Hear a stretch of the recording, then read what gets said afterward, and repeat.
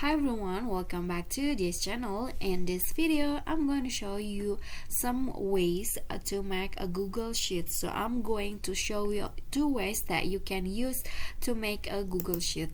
The first step is you need to go to this web page, docs.google.com/spreadsheets, and make sure that you've already logged in into your Google account in your browser, and then the web page will be shown like this. It is the page of the Google Sheet, and then to make a new Google Sheet you can just click on blank to create a file from scratch. But if you want to use the template, you can just choose any of the templates from Google Sheets.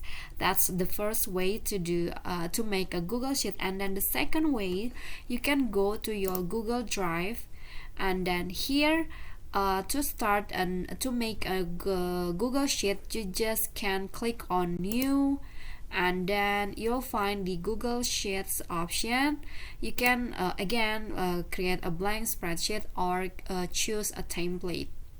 To create a blank spreadsheet, you can just click on this, and then just like that you just make a new spreadsheet or Google Sheet into your Google Drive. Okay, so that's it from me. I hope this video is helpful to you.